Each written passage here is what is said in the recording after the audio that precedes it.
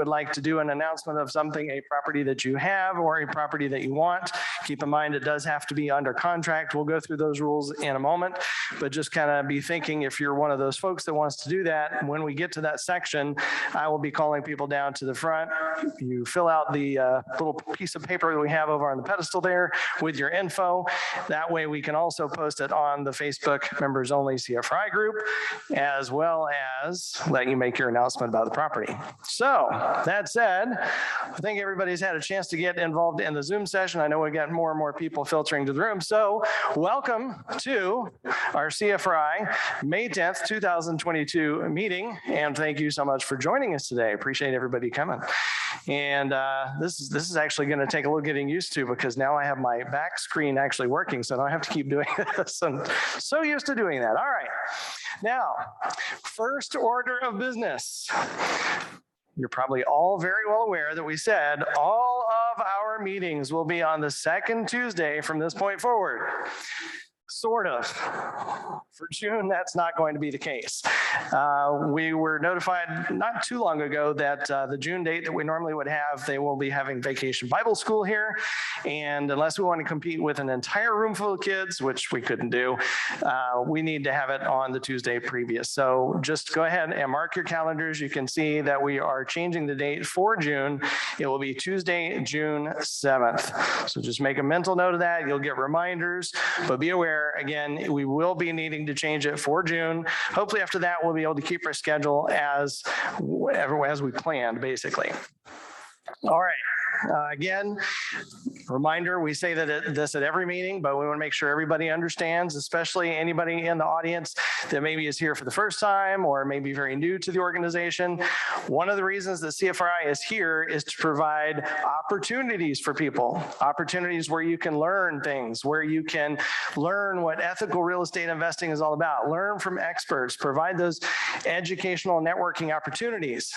But having said that, it is also important that everybody understands that just because somebody is standing up here does not make them an expert on any particular subject. So we also provide our disclaimer. And that says, listen, make sure that you do your own due diligence. So when you are going to be investing in real estate, when you're doing anything with real estate, heck, whenever you're doing anything, make sure that you are dealing with reputable people that know what they're talking about. Check these things out. Again, just because somebody has a shirt that says CFRI, just because they have a badge that says CFRI, that does not make them an expert in anything. Check their credentials, check and see who else has used them. Are they an expert in the field? Now, obviously, if somebody has been credentialed by the state, that gives them a little bit more, trustworthiness, we hope. All right, but certainly a little bit more expertise because they've had to pass some criteria to get that credential. But again, do some due diligence, check folks out. Okay, again, ask around. We have had opportunities for people in the past where, again, we hope these things don't happen, but people will show up to a meeting, they'll see somebody else at the meeting and just make this assumption, oh, hey, they're here, they must be an expert. That is not the case. Find out, all right? You do not want to just make an assumption. What does assume do? Yeah, okay, all right, we won't repeat that, but you guys got it right. You know, we've all heard it. We've all had that one teacher who wrote it up on the board and drew the lines in between the letters. Yes, all right, so again, do your due diligence. It's important to do that. All right, again, and one of the best ways to learn and really network with folks is to go to all of the additional meetings that get held. And almost, I would say almost without exception, pretty much all of our meetings are going to have a meeting after the meeting where people will go and they will get to hang out, talk to one another. It's where a lot of deals get done. So we do have a meeting after the meeting that's being announced tonight, and that is going to be at Graffiti Junction and College Park. So again, that's where the meeting after the meeting is done. Just out of curiosity here, how many people have been to a meeting out of the meeting? Show of hands. Excellent. All right. Not everybody, but a good number of you. All right. Just out of curiosity, by a show of hands again, how many people have done a deal by going to a meeting after the meeting? Even better. All right. If you looked around just then, you probably saw 3, 4, 5. It's hard to see up here, but I know I saw several hands. Again, that's why it's important. You get to meet a lot of folks. You get to learn a lot more. Just remember, again, do your due diligence. Just because somebody goes there does not make them an expert. So check that out. All right, it is time to do our haves and wants. If you are a CFRI member, yes, you do have to be a CFRI member. And if you are going to announce a property that you have, it must be under contract. It's not something that you just have some notion about. It has to be yours, has to be under contract. Or if it's something you want to make an announcement that you want, so something you're looking for, members are allowed to make those announcements up to 30 seconds. If we have anybody that wants to make one of those, Ron Smith, I'm looking your way. You have any tonight? No. Oh my gosh, I'm going to write this down in the record books. Ron Smith does not have one tonight. All right. Now, if you have not met Ron Smith before, he is one of our founding members, maybe. I know you've been around since the beginning. Very beginning, yes. So 12 people in meeting. That was the whole membership. Yeah, exactly. So that's why I like the kid with Ron. He definitely knows and has seen a lot for sure. All right. Anybody else? Haves once, going twice. Got one right here. All right. Fantastic. Come on up here on stage. Have a microphone for you. There you are, sir. Hi. You get his mic on? Just about. Where is Abel? Abel, is his mic on? Yep. Okay. Yeah, I'm DA Taft, and I have a ticket. I've got a ticket. I'm going to the the Power of Pure Options seminar. It's by Bill Cook. He's a investor up in Georgia, but he does it. It's only on how to do options. And is this a property that you have for sale? No, this is for this is property only. Oh, yeah. Sorry, this is only for properties. Oh, so, okay. All right. You can't make that. No, this is not just general member announcements. Can I have the mic back? Thank you. All right. Anybody else have a property? Rob, you got something? Excellent. All right. Thank you, sir. Go for it. Two things real quick. One is if you ever come across a property with a sinkhole or foundation problems anywhere in the state of Florida, I buy them. I'm looking for them. And I'll make sure you get taken care of as a realtor or an assignment fee. Also, I have 7 buildable lots in Sanford. If you talk to me, I can give you some numbers and location, but anybody looking for building lots, I have 7 buildable lots in Sanford. Uh-huh. 7 buildable lots. All right, good to know. Okay, do we have any other property announcements? Haves once. Anybody? Okay. Thank you, everyone. Appreciate that. Moving right along. Now, again, for anybody that has not seen this slide before or does not know or is maybe not aware, CFRI is part of a much larger organization called National RIA. And one of the reasons that we like to mention that is to remind everybody that by being a part of National RIA, we are able to provide you with a lot of discounts. So for those folks who are in the audience who are thinking, well, why do I want to be a member? Well, there's a lot of reasons you might want to be a member. One would be to take advantage of all the different educational networking opportunities, a lot of different things you can go to. We're going to talk about some classes and events that'll be coming up, and you'll notice the member prices are significantly cheaper. But one other reason is because of all these different discounts that you can take advantage of, and there are quite a few up there. Again, let me do a show of hands. How many people in the audience have taken advantage of at least one of these discounts that are members? Nice. That's not enough hands, but that's good. That is very good. There are some awesome discounts up there. One of those that we've gotten we actually got a promotional banner from Home Depot this time. You can kind of see it over here. And that's one of the ones that I think a lot of people like to take advantage of because it is significant.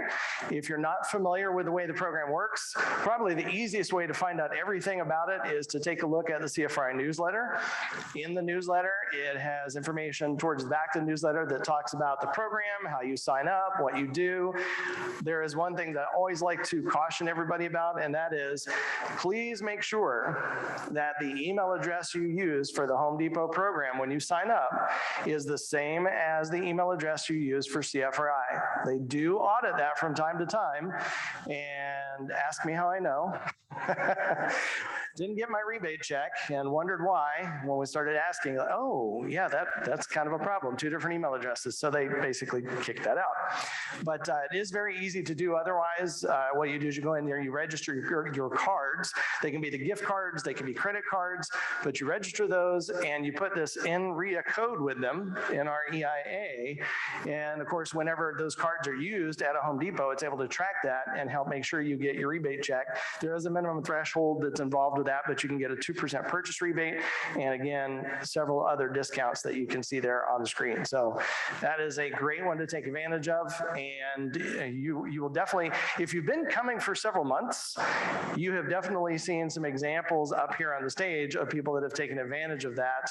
In fact, one of the people that will be up here shortly, we'll talk to him, Phil Georges, our vice president, took great advantage of that if you saw his deal that he was doing up in New York. So I know there's a lot of people that do take advantage.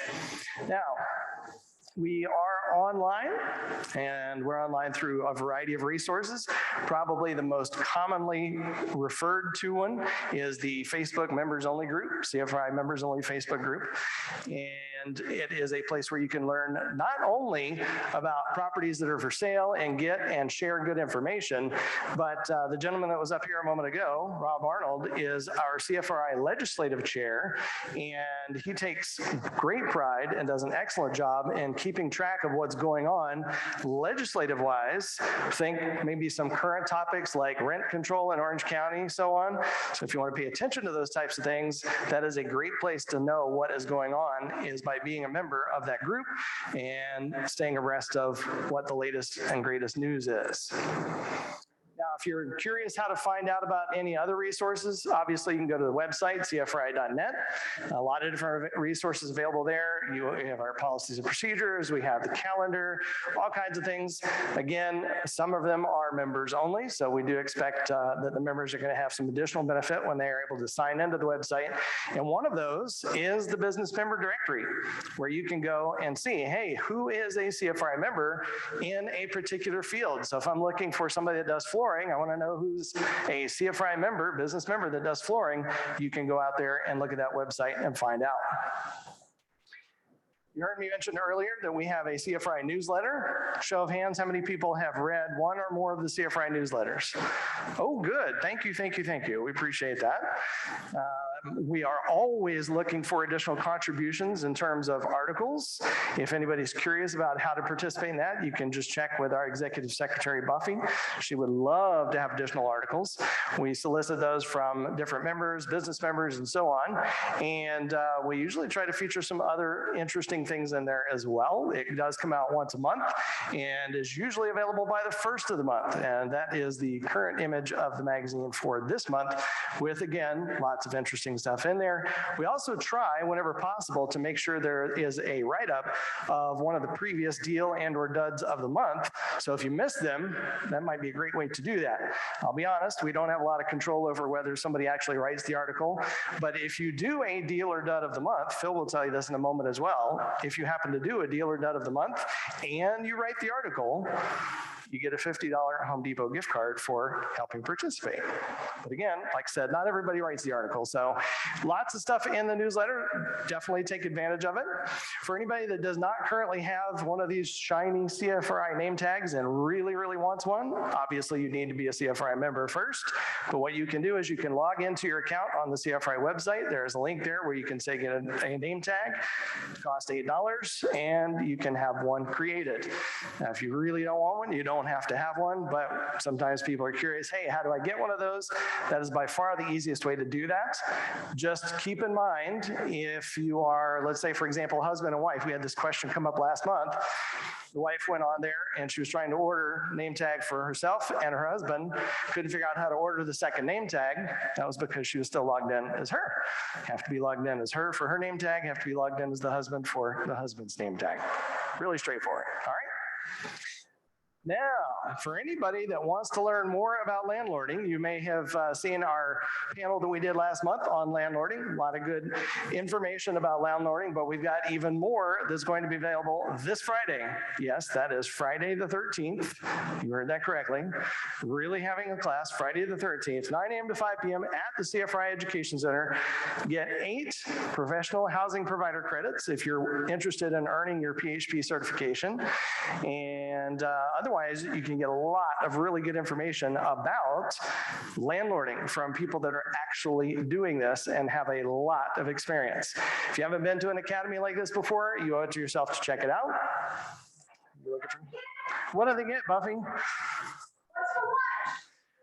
Chick-fil-A. Buffy knows that's my weakness. Yes, you absolutely do. Lunch is included. That's absolutely right. Thank you, Buffy.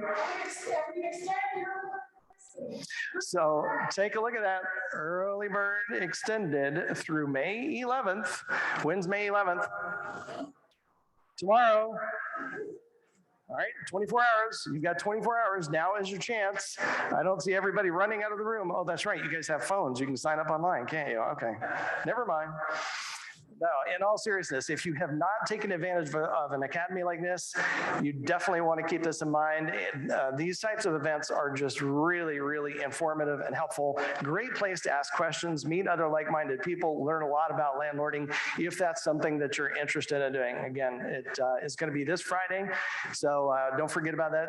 Don't forget to take advantage of it, because where in the world are you going to take advantage of a full day of training for a price like that? That's not $5,000 like the gurus would do. It's $114 for CFRI members. Excellent. It is well worth every penny. Trust me. Now, for those folks who stay around till the end of the show, as it were, we are going to do our giveaway just like we have for each of the other meetings. So again, you must be present to win, but we will do some random drawings at the end, give away a few $25 Home Depot gift cards. We love giving those away. It's kind of a bummer when nobody's here, but of course everybody else cheers when nobody is here, because then they've got a better chance of winning, don't they? That's exactly right. All right, it is time to move on to a new segment, not a new segment, a segment that we don't get to do all the time, but a segment that I like to do, and that is where we are going to recognize our newest lifetime member. So if you would all do me a favor and give a big round of applause to Mr. Phil Georges.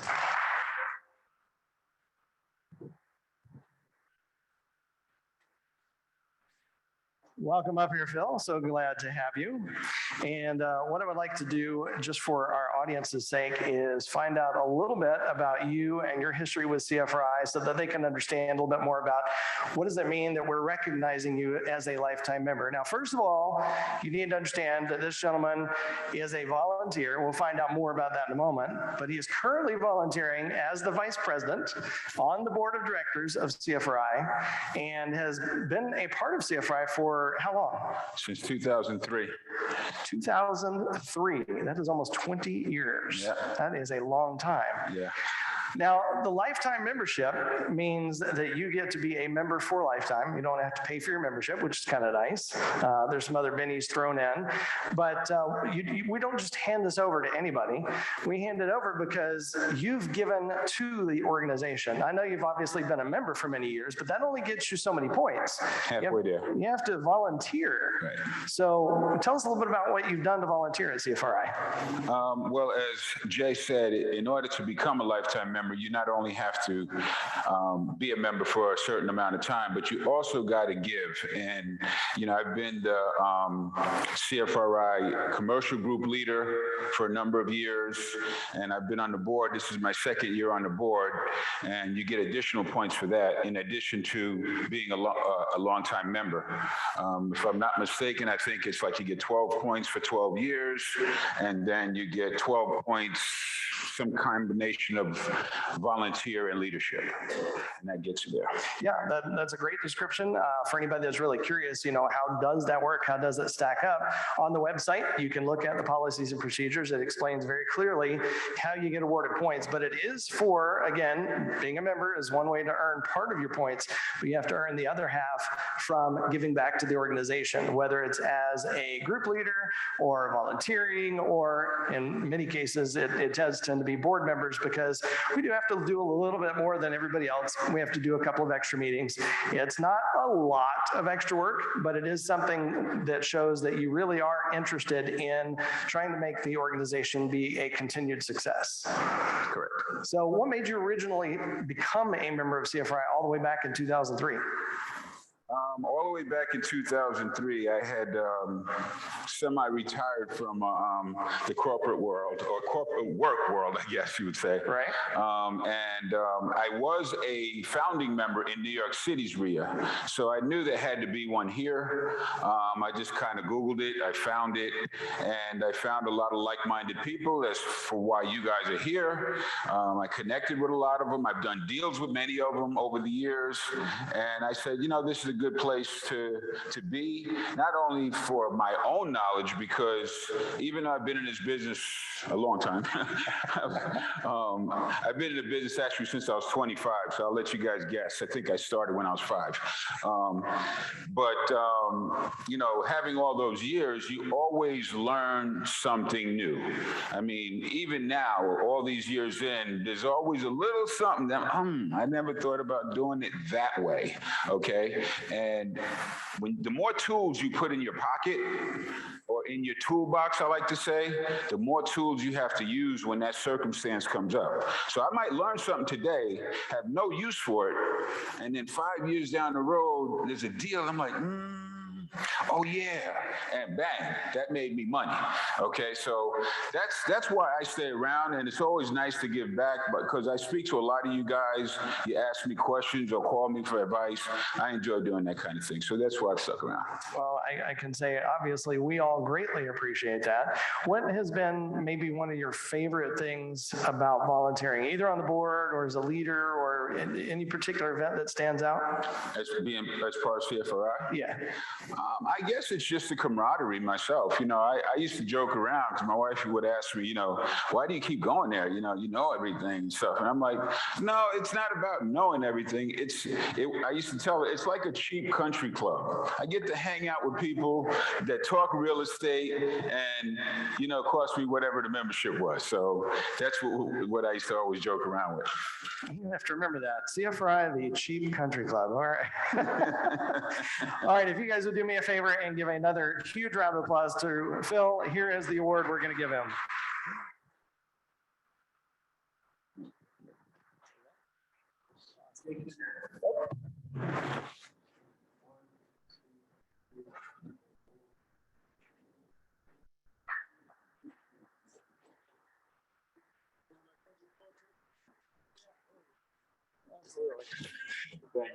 Awesome. All right. Well, thank you, Phil. I know we're going to have you probably back up here in almost a second. So if you want to stick around, you're more than welcome to, because in fact, you know what? Just stick up here, Phil, if you don't mind, because we are about to that section. So most of you are very well aware that we do a segment here in the first part of our meeting called Deal and/or Dud of the Month.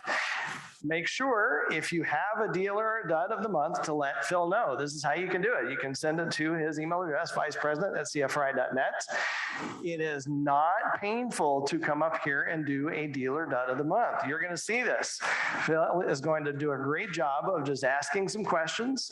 You put together a few pictures, you put together some numbers, and again, you're going to see this. It doesn't have to be a home run deal. It can be a dud.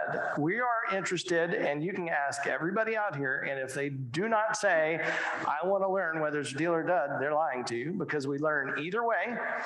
In fact, we sometimes learn a lot more when it doesn't work, as you all know. So again, we really want to draw upon our membership to get as many of these up here as we can and provide a variety of examples, which Phil has done an excellent job with. And with that said, Phil, I'm going to turn it over to you. Thank you. As Jay just said, I'm always looking for a deal or a dud. And you don't have to be a PowerPoint master to do it, because I've actually done people's PowerPoints for them. They just gave me the story. You know, I've even actually went out and got pictures for them in some occasions. So the preparation part is not necessary. All I need you to do is tell the story, because all of you sitting here get an opportunity to learn from these deal or duds. You know, we used to only do deals before, and we used to cheer, oh, they made so much money. But we realized that sometimes you learn so much more when things do not go right, because it gives you that knowledge and opportunity to log in, oh, I shouldn't do that, okay? So that's the point of having the deal and the dud. So first one I have is the deal of the month. I have Foster Algier. Come on up.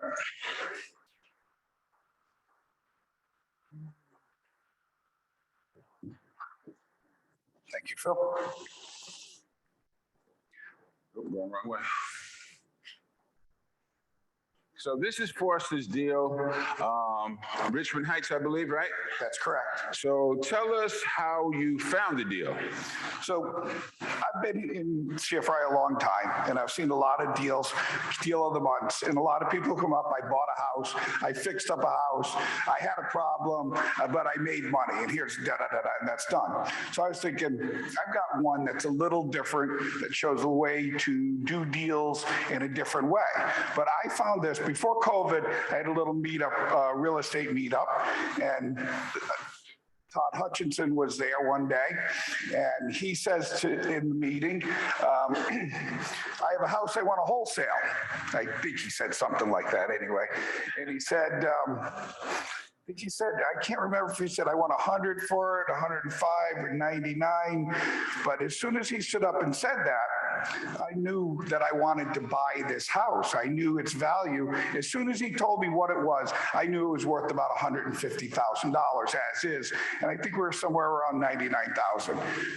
98. And I gave him a few dollars. So I said, I'll take it. He said, well, there's a little catch. There's a woman in it that had just signed a lease for 1 year. Now, I'm not sure how we're going to follow these through, but I'll tell the story. So I said, oh, I wanted to buy, fix, and sell. That sounded like some easy money, right? Then I started talking to him. I started thinking, it's hard to find houses, even before this craziness we're in. So why don't I deal bank this house, right? I'll take the house. I'll figure out how to do my payments, and I'll keep the woman in there for the lease because I had to.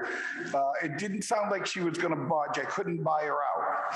So the deal was she was paying something like $750 a month. Rent at that time was $950 or so for the deal. So I had to take the tenant, and I'm thinking about what I'm going to do with this. I'm going to keep it, and I'm going to make a down payment on a hard money loan that'll make my rent payment, my mortgage payment, about equal to the rent, which is okay. But if you really think about it, there's still taxes and insurance that goes on. I'm not really breaking even. I'm somewhat losing money, but it was a couple $100 a month. And then later on, when her lease is up, I can do what? I can refinance it and keep it as a rental, of course, raise the rent. I can refinance it and sell it on owner finances, which I was my first best move, I thought. Or third, I can fix it up and just sell it because I'm buying it at 99. It's worth 150. I thought, in a year, it's Richmond Heights would be worth about 160. Now, one of the things he said is that as soon as he got the call from Todd, he knew what it was worth, which is an important thing. You got to know your comps. When I was doing what Foster was doing, when the phone rang, I knew the price. I didn't have to look anything up. And you might be asking yourself, why is that important? The reason that's important is because they're not going to just call you. They're going to call everyone that sent them a postcard or made a phone call or whatever means of contact to find out who's buying. So if you have a price in mind and you can make that deal before they call the next person, that's why you got to know your comps. All right, Foster? Sure. So the story goes that because I am a CFRI member, 90% of this deal happened. a year or so before, I do direct mail, and I'm Todd, I call my friend Todd, I know that he is involved in direct mail. I want to get somebody to do my direct mail. I'm tired of doing it. He says, well, call this guy, Ken Lombardi. He owns such and such a mail house company. And so I went to them and I used him. I met him once and I used him for a little while. Didn't work out so good. His billing was a little funky. I didn't understand it. I felt like, nah, I'm going to walk away. And I get a big bill for $160. I don't think I owe it, but I paid it anyway. Lo and behold, Ken Lombardi is his buddy who's selling pods over there, who's selling the house. So I'm thinking, God, I'm glad I paid that money now. So I take it from there, and this would go into the next slide. So let's go back and stay with this. Not a deal, rent $700. So Ken, I was just reading an email. Ken says to Todd, I've got a house I want to sell. I'm retiring. I know it's Zillow says 145, but I know it might not be right. It might not be worth that. Right. So we're good there. But he said, this woman's worked for me for a long time. I own the house. I gave her a 1-year lease because I knew I was selling, so she would be safe. She takes care of the house. She does all the minor repairs, never complains about anything. So she lived there 15 years. I'm thinking, this is a really solid tenant. Her father built the house. These things are lining up for me, so I don't have to worry too much. I've done enough real estate to say this is a solid deal, except I've got to lose money for a year before I can make the deal. I didn't know how fast prices were going up. So this was before, I think I sold it before COVID. I didn't grab the dates, but right before it started. And prices were rising, but not like they have in the last 3 years. This same house is probably going $284 now in Richmond Heights, somewhere in there, $264. It's hard to believe. So I bought it at 98. Todd made some money. One of the things in here, the closing costs and the cost of owning it cost me about $7,900 plus the $2,400 in closing costs. The rehab wasn't too bad.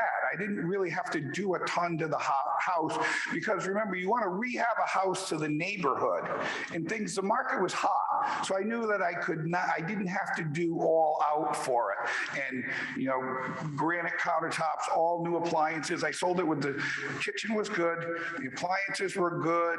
We did painting. We put laminate flooring down.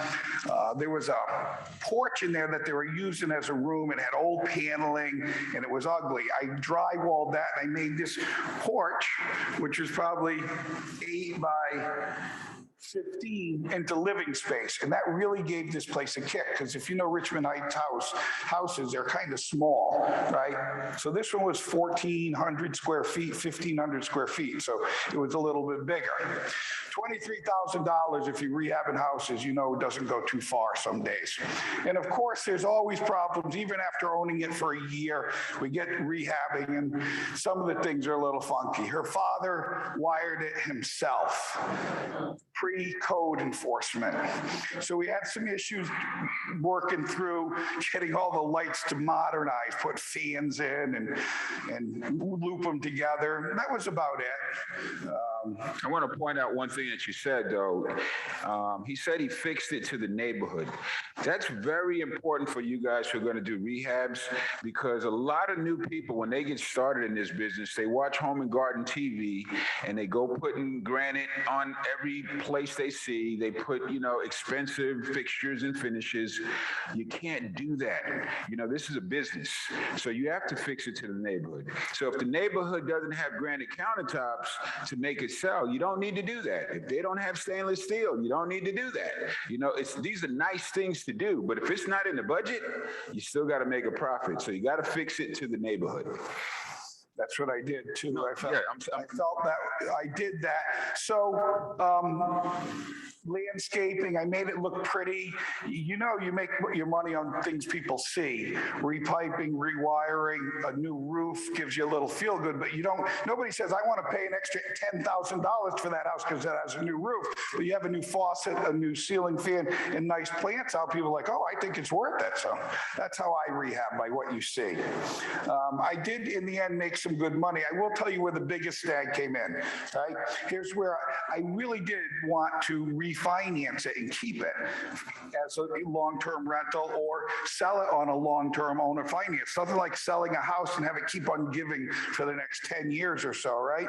But it was in the middle of COVID. And by the time I'm going to sell, it was in the middle of COVID, and I couldn't get a loan on an investment property that the rent was only $700 on because they based it on your rent. It's like, well, I'm going to re-rent it for $1,200. They're like, we want to know what the rent is now. You're killing me. So finally I get her out and I said, I got this house, I'm going to rent it. They're like, you have a vacant house. You're not making anything. We can't loan on this. So I decided to sell it, take the money, pay off some debt, and buy another house, actually, is what I did. And it was a great looking forward kind of deal. Any questions for Foster? Y'all know how to do this now, right? This house really exists. If you're in downtown, We got a question in the back. you can take a look at it.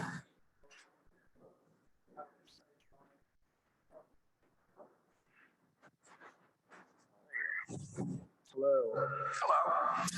Yeah, thanks for sharing the deal, man. Really appreciate it. I'm just wondering why you used hard money to purchase this home when it probably would have qualified for conventional financing. Like, what was the advantage of using hard money as opposed to just conventional financing? I'm not sure it would have been conventional financing. And I also knew there was a time factor. The guy selling it was, I'm not saying he was giving it away, but it was going off of his plate at a discount and he knew it. He sold his business. This is how the whole crux is. He sold his business, retired, got $2 million, bought a motor home, said he was hasta luego, baby. So the timing was, you want to buy it, we're going to close quick. So did we go by, we went by the slide. So I bought it from Todd. I got it from Todd. We have the players in the slide. Yeah, take it out. I bought it through Todd that I met. I know at the meeting. I got Tina Jen to lend on it, and we did a blend. So my payment was equal, my down payment and my payment of rent was equal to the payment coming in. I used Joe Siegel as a trustee, and then I used Hope Richards Law Firm when we sold it. Of course, I listed it, and I sold it to a hedge fund, which went very well. Of course, they did their inspection, and they beat me up. I should have just stuck, but I had it 89.9, but I thought, geez, I'm making killer money at Richmond Heights at 189. Who knew, right? And all those people he mentioned are CFRI members. That's why he's mentioning them. So just to show you, on one deal, he used 5 members.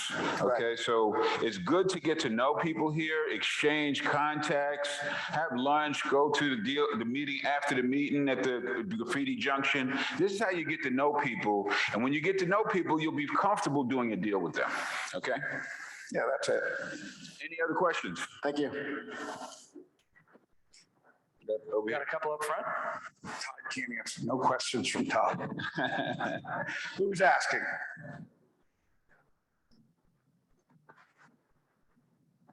I'm just wondering, the holding cost for the year, how much do you lose per month or at the end? What was your net at the very end with your holding costs, your insurance, and all the fees and what was your total net with the profit? So this deal was almost 2 years old now, right?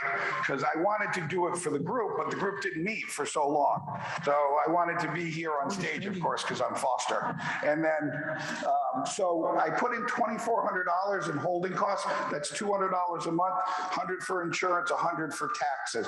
Actually, insurance was a little bit more. Taxes were a little bit less. Taxes weren't bad. So that's where that $2,400 came up. Then I quick rounded it out that the rest of my holding costs, closing costs were $7,900. I made over 53. It might not have been 53,200, but I made over 50 anyway. It made me happy. That was a good day.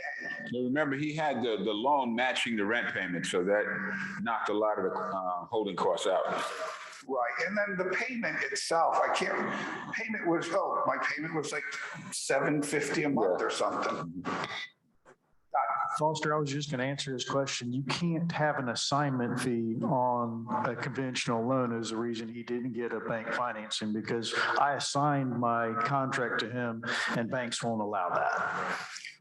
I can't tell you how happy I was to pay that assignment fee, right? And if any of you have assignment fees, you call me, okay? I'm glad to pay them because in the end, Todd made some money. He didn't really make a lot. He was good to me, but he was helping a friend too.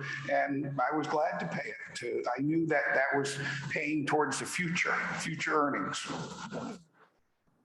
All right. Foster, I don't know if anybody asked this or if you had covered it there, but you've got the rehab cost at $23,000. What kind of rehab did you end up doing on this one? So I did flooring, painting. The house was rather antiquated, but the flooring, everybody puts in laminate now. We painted the whole thing. Paint is one of the best money makers out there, I think.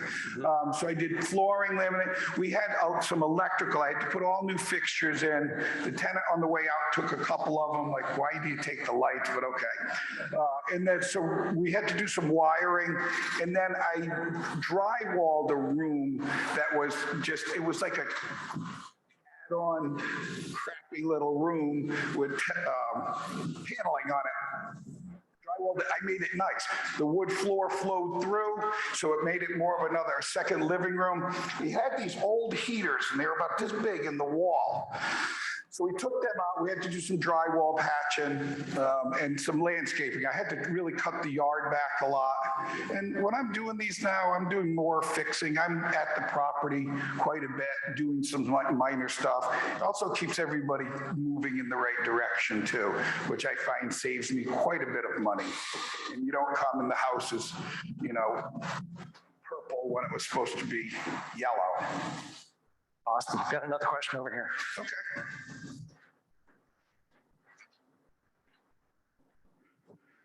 I just had a question on the gain. Were you able to 1031 that into the next transaction, or did you just? I did not 1031 out of it. Okay. I wanted the money. I wanted to pay off some other debt.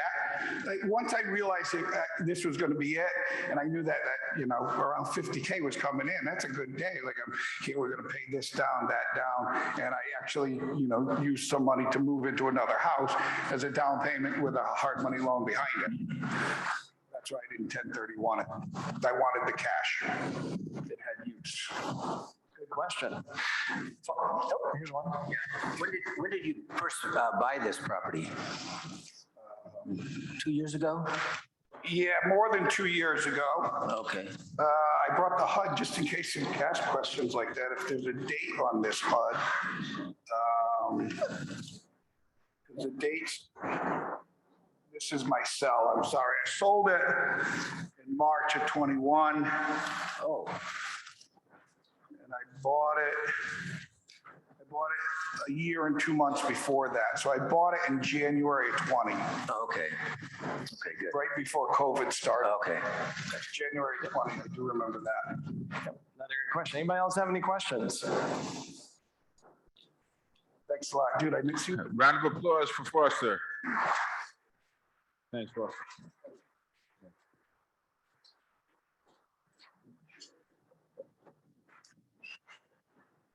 Next up, I have the dud of the month.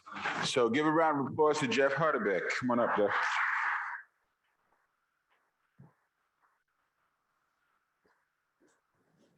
I need better applause than that. This is the dud of the month. And boy, is it a dud. And the reason I say that is because you have to realize when we get somebody who volunteers to do a dud, they have to relive the pain, okay? A lot of pain goes into presenting a dud. Deal is like, yeah, I got a good deal, But Jeff, I'm gonna put you on the spot here. This is a 3-2 in a COE. Tell us about the deal. And mind you guys, these pictures are not gonna be relevant because he did this, 10 years ago or so? 2008 is when 2008, so even longer than that. But sometimes you have to go into your bag to find that bad deal you had way back when. They're not always current, especially when somebody's been doing it a very long time. You kind of avoid the duds when you get a little experience. So So the pictures are really just Google pictures over the years. So go ahead. Phil, So tell us how you found the deal. hang on a second. The pain lasted till 8/4 of 21 because that's when they sold it for 220,000. So the pain. He's a glutton for pain. Okay, so tell us how you found this deal. Okay, this was an MLS deal. I bought this in August of 2008, right before everything crashed in the fall of 2008. You guys know what happened in 2008 if you've been in the business long enough. Those of you who have not, it was very painful time frame in real estate. So I bought this for $61,000 and it didn't need much. So I tried to, I wanted to owner finance it and sell it that way. So I did. I gave $61,000 and I sold it. Well, tell us the story first. Don't give up the punchline here. The punchline.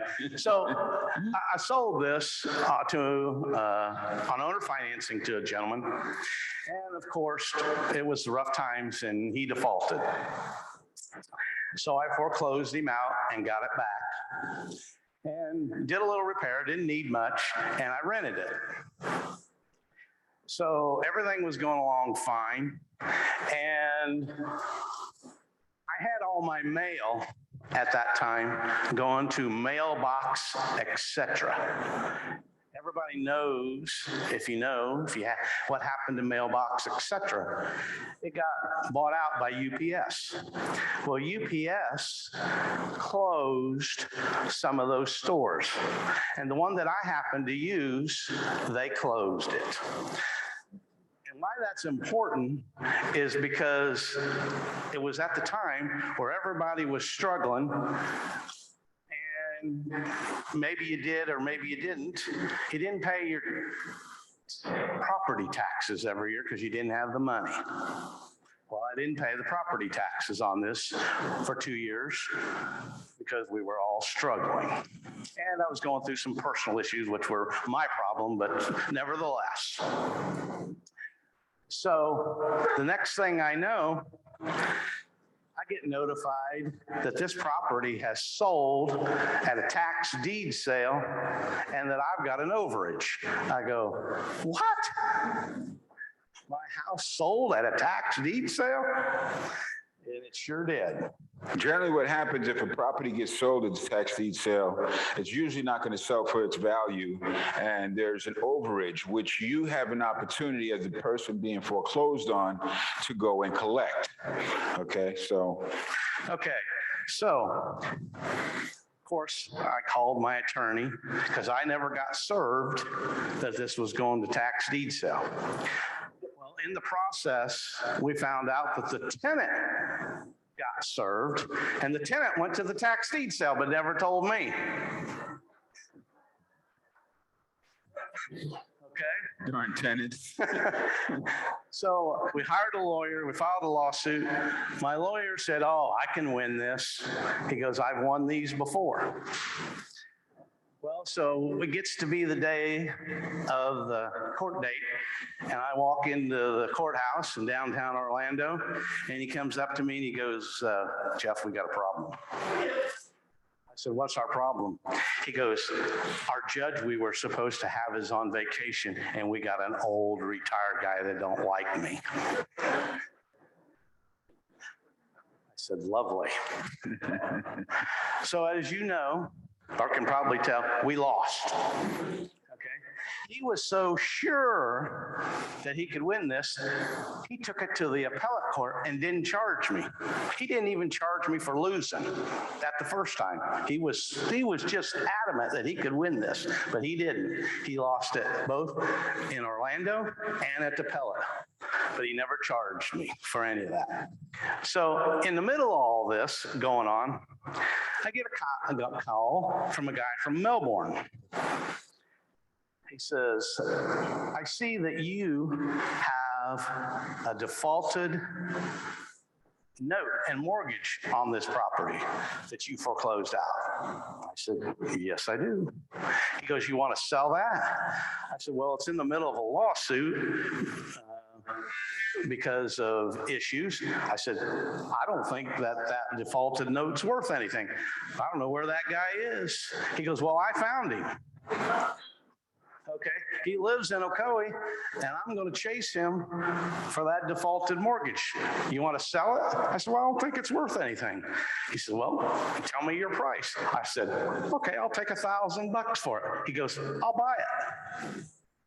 Well, little did I know that by selling that note and mortgage to him, that he could go down and file a lien against my overages, and that's what he did. Okay, so not only now have I lost the house to tax deed sale, there was $45,000 worth of overages, and now he's filed lien against it. Phil's smiling because he knows. I know the whole story. The pain. I don't want to rub it in. So we lost the house, lost that lawsuit, both at Orange County and both at appellate. And then this Hanyak got me to sign over the note and mortgage to him, paid me $1,000. And then the same attorney, when I found out that I'd gotten duped by this guy, I hired him, and he never charged me for this either. Felt sorry for him. Okay, because he felt sorry for me, I think. He got me $18,000 at the end of the day. So it was $45,000. I got 18. So on a house that sold for $220,000 and 21, I got $18,000 out of that deal. So that's the original thing when it came to selling to my owner buyer. So originally he lost 5. Right. But then when the guy took the overages, he lost another, 40 or so. And I lost the house. And he lost the house. Okay. So. Yeah. So, and the reason that I didn't get notified, this is the lesson here, is I didn't keep up the address at the county on county records. I thought I did, but I didn't. Okay. And the notification went to mailboxes, et cetera. And UPS owned mailboxes, et cetera, and they closed that store. So when it got there, it got returned back to the county. And also the county, they did their publication in the newspaper. They did everything they were supposed to do. I just never got notified. My tenants did, but they didn't tell me. They went to the sale, but they didn't buy it. So any questions for Jeff? Hold on. Got one over here with the mic.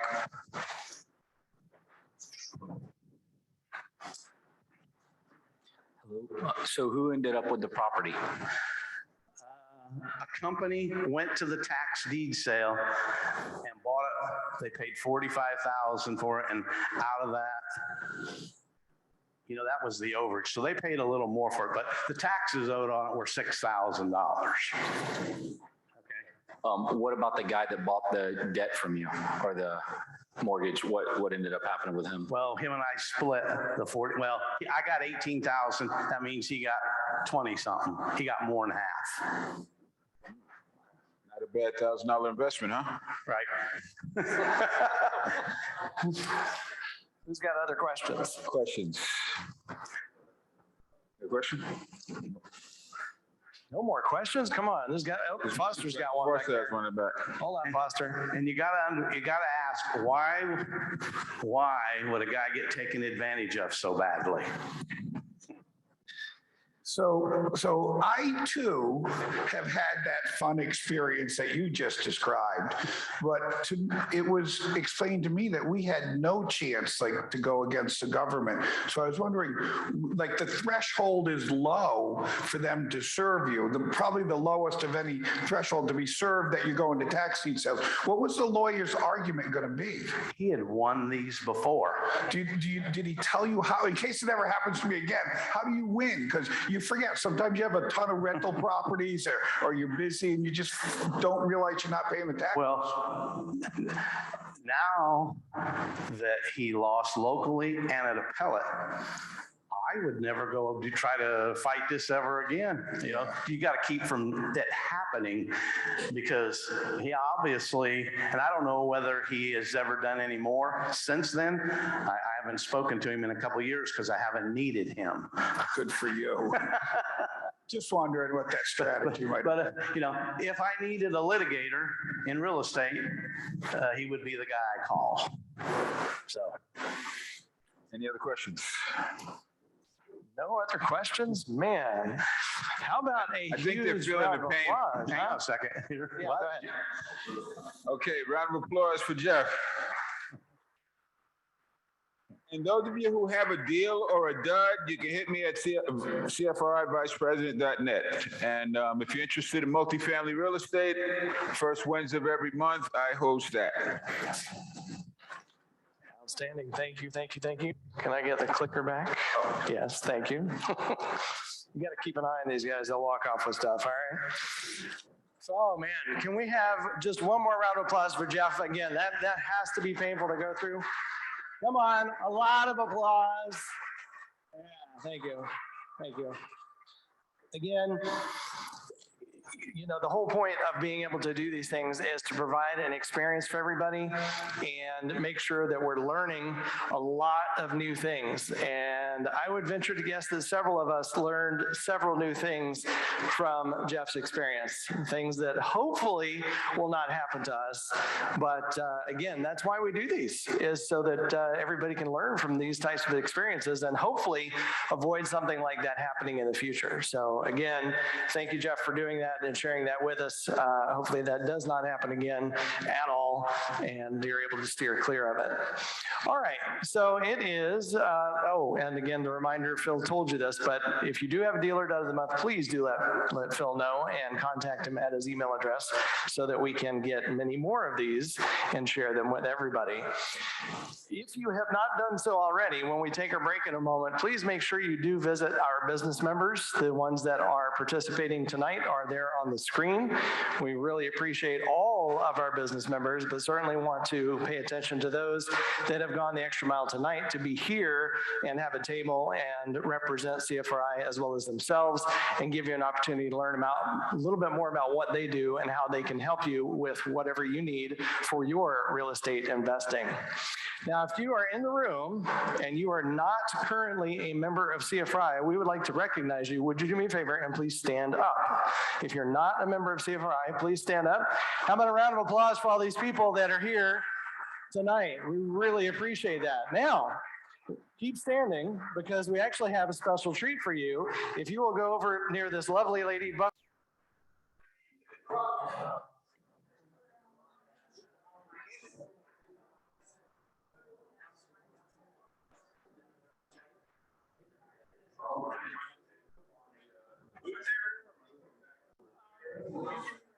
That side of the screen or this side of the screen? We're basically both going to just kind of questions.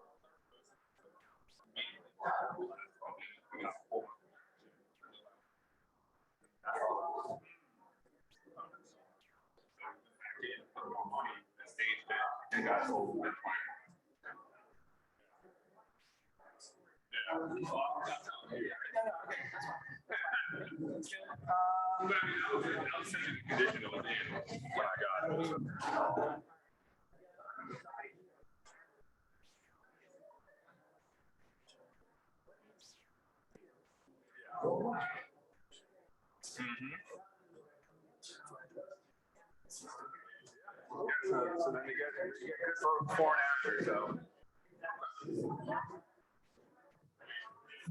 Are we ready? Good. It is 7 o'clock. Okay, that worked pretty well. Apparently you guys went to elementary school. All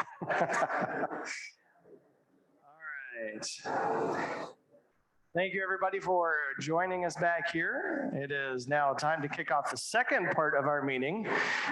Again, a couple of announcements just to make sure everybody is familiar with what's going on and what we're doing and what to be doing next and all that kind of good stuff. Our program that we're going to do over the next hour, we are calling Flip or Flop, and we have 4 wonderful guest individuals that you will get to meet. David Pupo, who I will talk to here in just a moment, and then we will have Lindsay Zalnowski up here. We will have Greg Bond up here, and a lady that's kind of related to me being my wife, Paula Spann.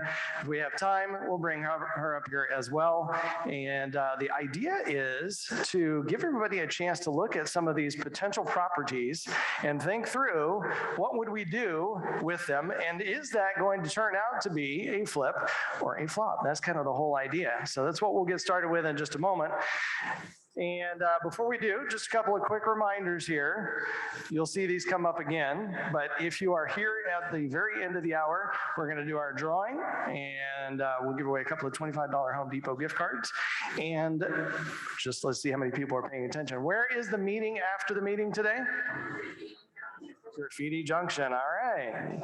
I can't believe how well they can yell. You know, that was just ear deafening, wasn't it, David? All right. So show of hands, how many people know or have met David Pupo? Oh, good. Wow. Popular guy. All right. Very nice. Very nice. Not too bad. Not too bad. Well, for anybody who doesn't know, David Pupo has been around CFRI for quite a while, has been a volunteer as well, has served on the board. How long have you been a member, David? I've been a member since 2015. So okay. Yeah, been a fair amount of time. Most of my 20s essentially in these auditoriums and county meetings. All right. And what is your area of specialty for anybody that doesn't know? Sure. So we're also business members. The company is Florida House Buyers. We wholesale throughout the entire state of Florida. I'm also an investor myself. I've done, as we will go into, a couple of renovation jobs and got a portfolio as well. Excellent. Excellent. Well, thank you very much for joining us today for this segment. And I will go ahead and tell everybody that I did not give any coaching to any of our guests that are going to be up here tonight. So as you see me asking these questions, this is the first time they knew I was going to ask any questions if I asked them, but I'm going to encourage the audience to ask questions as well. Now, again, the whole focus here is to think through a potential property that can be invested in. Take a look at some of the photos we're going to have up here. For some of these, we'll have some before and after pictures. For some of them, maybe we'll just have some before pictures. But the idea is think about what you see on the screen and think, all right, if I'm investing in this, what needs to be done? What should be done? What does it cost? And as we go through them, we will evaluate whether or not this is potentially a flip or a flop. Now, the reason that we brought David up here for this one is David has some firsthand knowledge with this particular property. So if we have any specific questions, he can certainly help us with that. Now, David, what exactly are we looking at? We need a little bit of background on like, what is, it's just a building so far. So is it the whole building? Are we looking at one particular unit? What are we looking at? I don't think I'd be putting it up here if it was the whole building. I would have kept it. No, it is just a condo in Jacksonville Beach that we got through, I think, Facebook marketing last year. All right. What square feet, bedrooms, bathrooms? Got any? Do you happen to know any of that? I don't know. That's fine. Not critical. Like I said, I did not give any of them any coaching on this, so it's not a big deal. All right. So we're not worried so much about an ARV or anything just yet. We're really just wanting to look more at this and the property itself. So it's just one unit that's here. Yep. All right. So let's go ahead and take a look at the first picture that we've got. And this is a before picture. Mm-hmm. Okay. So I want the audience to take a close look at what you're seeing on the screen here. Take a look at it. I mean, it's not like the roof is falling in. It's not like there's a bunch of fire damage, but there are potentially things that we might want to change or fix, or maybe we wouldn't. So we've got 2 people at the back of the room that have microphones. So if anybody has any questions, any input, suggestion, just raise your hand. We're going to call on you. What would you change or fix in this picture? Raise your hand and we'll bring you a microphone. All right. The flooring looks worn. Say that again a little bit louder. The flooring looks worn. All right, the flooring looks worn. Now, David, can you tell us anything about that flooring? Do we know what kind it is or anything about it? Yeah, that was laminate flooring, and the people actually had pets, so it had a lovely odor with it after.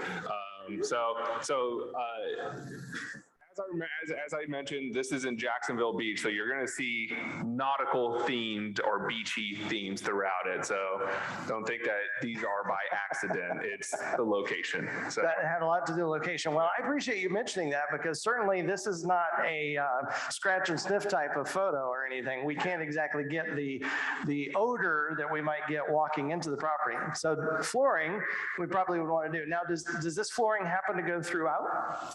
No, what you'll see is that there's carpet in that bedroom. I believe there's a carpet also behind there. Okay. All right. So, and then out here on the screened area, or well, behind the sliding door, what do we have back there? I believe that was just the screen back patio area. Back here? Okay. Yep. Okay. So we definitely have some flooring that we might want to change. What else? What else does that just look perfect? Everybody good with that? Do we want to do anything else? We've got some more hands over here. Yep. Go ahead. So I guess she stole my flooring one, so I'll just go with a little bit of paint. Some nice paint. Yes. Okay. All right. Think so. Now, David, when you go in and paint a property like this, do you kind of look around and go, well, it's really beachy. I think I'm going to do like a sky blue with some sand trim, or do you pretty much have like a standard paint color? I go for pretty standardized things. I'm not as creative as probably some of the people that have like really cool themed like Airbnbs. I do not work that way. I've done flips before, and thankfully I can get second opinions and third opinions because my opinions that's why I like rentals. I like rentals because I like something that's a little bit easy just to have it automated. I mean, I'm sure what we'll see with like one of Lindsay's flips are going to be looking amazing. So I don't have that. I've tried, believe me. I've done a lot of deals, and the next level of creativity isn't quite there. And I want to let people know too, I never set foot in this house, by the way. This was a virtual flip that I did in Jacksonville Beach. Never went there. I probably should have, because I actually have friends up there, but I never went to Jacksonville Beach to actually do this flip. So it takes a next level amount of operations, technology, and system to be able to do a virtual flip. So just wanted to give everybody some of that disclaimer there. And being able to standardize on things like a paint color or what flooring you're going to use, not only does that help going from one property to the next, because you don't have to worry about it, you have it. Exactly. It does help when it's a virtual flip. All right, what do we got next? The sliding glass door. So what would you do with the sliding glass door? French doors. French doors. Okay. All right. I'm thinking at the very least, we might want to take the anchor off of there. Maybe, I don't know. Some folks might leave it, right? So actually that one actually had a pretty funny story because they had pets once again, and the pets used to run into the door. So she put an anchor there because the pets would run into the door. That's pretty creative, I have to say. It was one of those things when the lady told me, I laughed a lot. And then of course, No, that actually makes total sense. If people are running into it, put some kind of graphic on it. I like that. All right. Anybody else have anything on this room? We've got a lot of rooms to go through. We got another question over here. We'll do one more, but I do want to make it like we keep moving along because we do have several of these to go through, and David has several pictures too. All right. What do we got over here? I see the vent on the ceiling look kind of old. And I probably would like to think that somebody would want to do something with that fireplace. Okay. All right. So maybe do something with the fireplace. We're going to see a little bit different picture of that in a minute. And you definitely notice that this is a little dirty looking. So I tell you what, let's take a look and see what some of the things were that happened in the after picture. A little bit different angle, right, David? Yep. All right. So you can see a little bit more of the fireplace here. So what did happen up here with the vent? What did we do? Was that like replaced, painted, cleaned? What do we got? We just cleaned it, honestly. It was that, they just let dust after a while, and then it starts slowly kind of creeping away. So we cleaned it up and just painted it. All right. What else does anybody see that changed in this photo? Flooring, I heard that. What kind of flooring did we end up putting in here, David? We just swapped it out with another laminate. Okay, all right, changed out the flooring. Anybody else see anything? What, the anchor's gone? Well, we can't really see it too well, but it would be right there, wouldn't it? Yep, so the anchor's gone. Good observation. All right, what about paint? Paint the walls, David? That looks kind of like a different color maybe. Yep, very easy neutral colors. That's what I would usually go for. Is there anything else that we're maybe not seeing that you did in this example? Well, of course, you know the angle is a little bit differently, but this one, when I start going through the analysis, you'll see that this was making sure that we could be very efficient with the time. Like I said, I do not have quite the eye of what we'll probably see from Lindsay, but no, this isn't going to be some crazy illustrious flip. We kept it pretty basic to see what do we see with the other properties that are selling at the higher amounts, what can we match to be able to get to those prices? And very similarly enough, the ones that are updated were looking very similar. And, we went to make sure that the laminate that you're seeing is a little bit more of that kind of grayish tone that you would see from something a little bit more beach oriented. So we did keep some of those thoughts in mind, but mostly try to keep it consistent with the paint. Excellent. And one other thing that's very key to this that you'll notice, I think, in all the photographs is the staging. So the before pictures, we see it very empty, but in the after pictures, we're seeing, hey, this looks like a livable space. And one other point you made that I want to reiterate on, because it was something that Foster brought to everybody's attention earlier, is making sure that you're fixing it to the area, fixing it to the neighborhood, fixing it to the environment that it's in, because that makes it match what the buyer's expecting to see. Yeah, absolutely. The people were out-of-state buyers. So you can only imagine that people that are out of state and they're going to a place called Jacksonville Beach, they probably want something a little bit more toward the theme of the area. So yeah. All right, and here's what that looks like as a before and after, just in case you're wondering, want to be able to see them side by side. Again, before, after. So not a lot had to be done, but like David said, in this case, he was looking at how quickly could that be done and turn it around. All right, let's take a look at another before picture. Very, very similar scheme here. Anybody, this will be very similar to the one that we just saw. Anybody see anything else that they might change or want to do differently as you look at this picture? The ceiling fan? Okay, all right. Clean it or replace it? Replace. All right, I hear some replaces. David, what's your thought on that?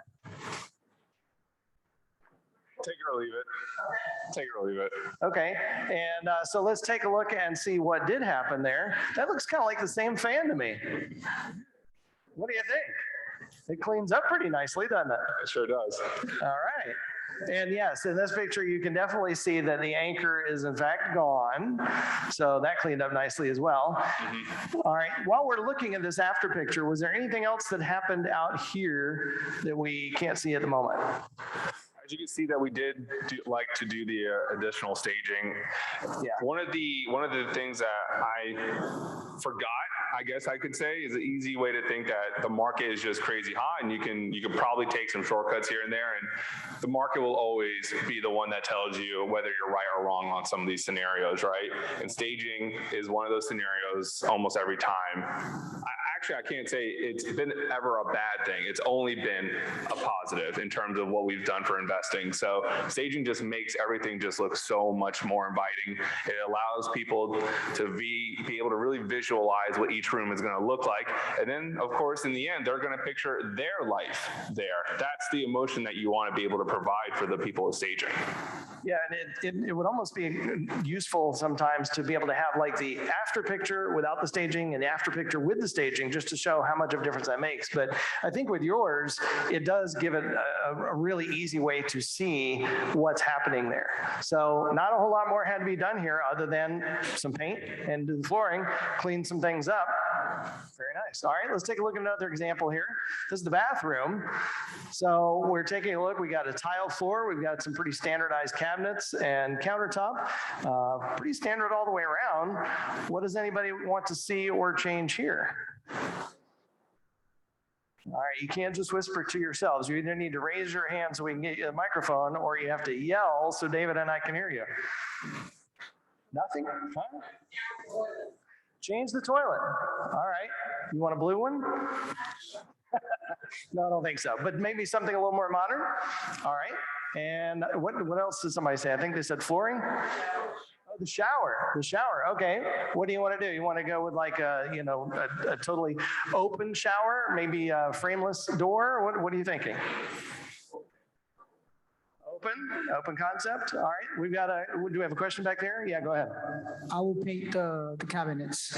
Paint the cabinets. And hardware. All right. Okay, those are some great ideas. Hopefully what you're doing is you're also kind of thinking in the back of your mind how much this costs and, to David's point, how long it takes. David, what's your thinking on this one? Yeah, there's certainly some things that you could see are a little bit more outdated. And like I always mentioned in the previous one, what is going on in the other properties selling around that area? That's where I'm really trying to gear toward anytime we're doing those kind of flips. Definitely don't want to over improve it. And like you said, time is money. So here's the after picture. That doesn't look much different, does it? Nope. No? Looks nice, but there's this, the flowers, right? The staging looks good. Got some nice pictures there. A couple of things going on for us. Even the shower mat. And the shower mat one was one of those ones I remember going back and forth. And then at the end of the day, the people told us that they couldn't make it look identical at the end of the day.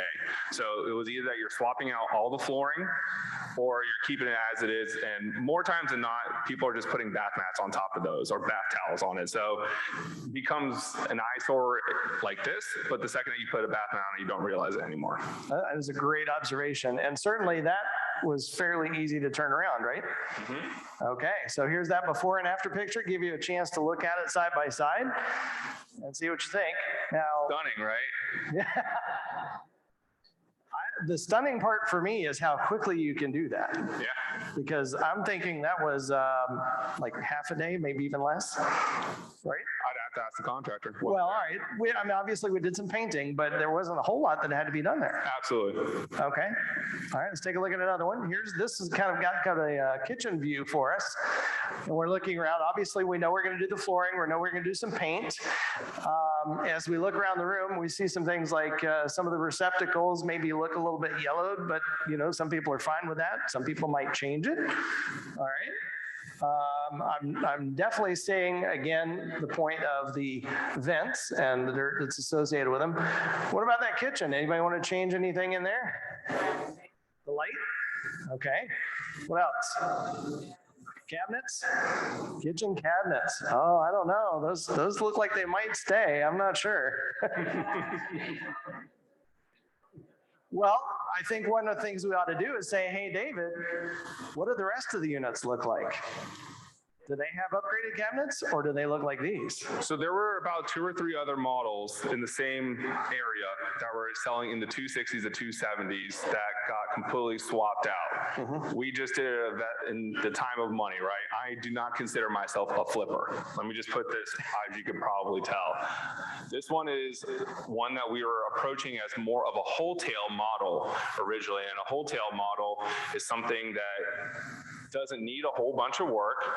We're willing to sell it at a lesser price to be able to move it quicker. So that was the entire entry to the strategy. I was not trying to be the top end sale. I was trying to be the one that sells very quickly. So we're willing to sacrifice $20,000 to $30,000 so I can be able to get in and out of the property a little bit quicker. Excellent strategy. Yeah. Question over here. David, was that refrigerator? Is that just pulled out from the wall, or is that too big for the space, or it looks weird in there? Especially with that hole right there. Yeah, I don't know. Well, let's take a look at the after picture. And so what did happen? Now we have the hole over here. Sleight of hand. Somebody's watching this hand, but not this one. Presto changeo. Yep. Did not end up changing out the outlets, but definitely cleaned up in the returns up there. So what else? Anything else that's maybe not obvious to us on that one, David? No. Like I said, I think we were in this for a total of about $10,000 to $12,000. Like I said, there wasn't a whole bunch of things that we were going to come in here to really make it absolutely spectacular. What we were trying to make sure is that the person that walks in here is like, I'd rather buy this that's a little bit cheaper and then make it my own than spend a little bit more on that 270 to 280 mark. All right, so now it's probably time to tell us a little bit more about this, and does it end up being a flip or a flop? So tell us the rest of the story. Sure, so it works out actually pretty well.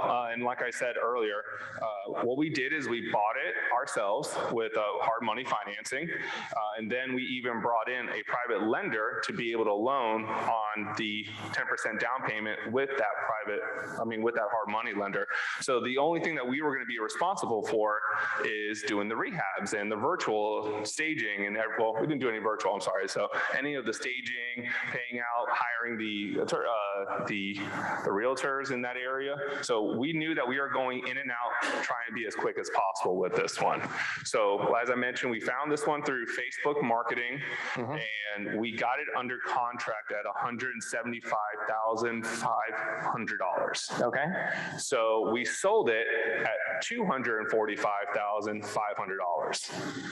So, and how much time? What was the time gap between purchase and sale? So between purchase and sale was October. We originally listed it. So this is the mistake that I would say. This is part of the flop part, is that we tried originally listing it with all those before pictures, as you guys saw, and we actually had 20 people in the first 4 days, and we only got 2 offers. So I knew that something was going on, right? And then everybody was willing to do it a little bit lower, So what we did is that we went back, hired the handyman to do more and more work, right?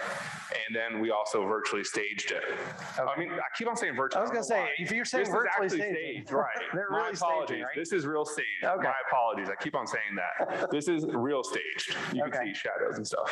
All right. Well, I was going to say, if it's virtually staged, I'm impressed because it looks very, very real. This was that porch area, right? Yeah. Yeah. And so here's the before, here's the after. So we're really just coming in here to just be really quick with it. And the second that we staged it, we did all the those quick renovations and adjustments to it. We got an offer within 24 hours at the 24.55, and we listed originally at 250,000. That's pretty impressive. All right. Question down here. Who's got a microphone for us? Well, don't both stand there. Somebody. What were the first 2 offers that you had before you staged it? Is that correct? Yeah. Go for it. 225 and 228. Okay. Yeah, staging. Yeah, so he said staging basically got him $20,000. So absolutely. Chad, we have a question over here. Yeah. Why did you replace the flooring? That they look pretty good. So the flooring, just in the end, that was one of the first things that people were making remarks about, is that it had the smell.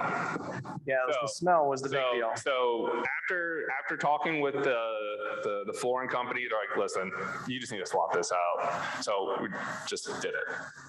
Just made it easy. Yeah, I mean, you look at something like that and you think, all right, maybe we could sand it down, maybe put a new finish on it, but the smell, I think, was the biggest issue there. Yeah. All right. Another question here.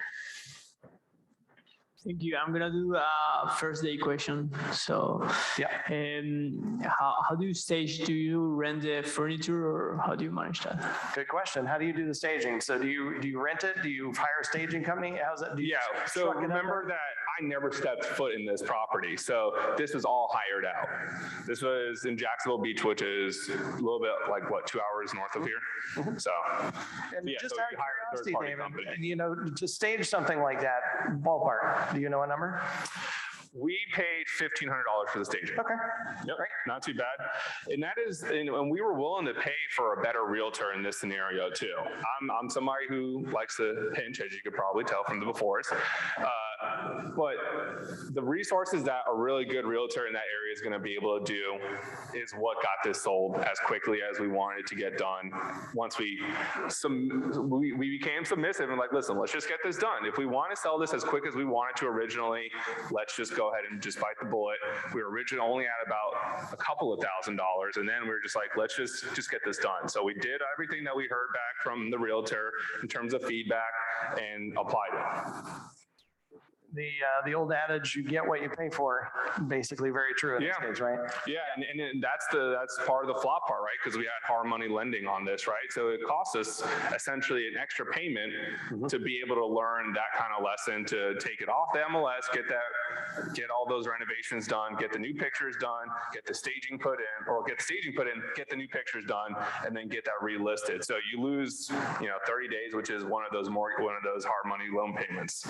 All right, I know we could stay up here and do like 20 more minutes of this one, but we have at least 2 more, if not 3 more of these to get through. And we've already burned 26 minutes. So can we get a round of applause for David? Thank you, David, for joining us up here. And we've even got, I think, another before and after picture that we didn't even get to. And next, we have a property that we're going to interview Ms. Lindsay Zelnowski. If you can get a round of applause for Lindsay.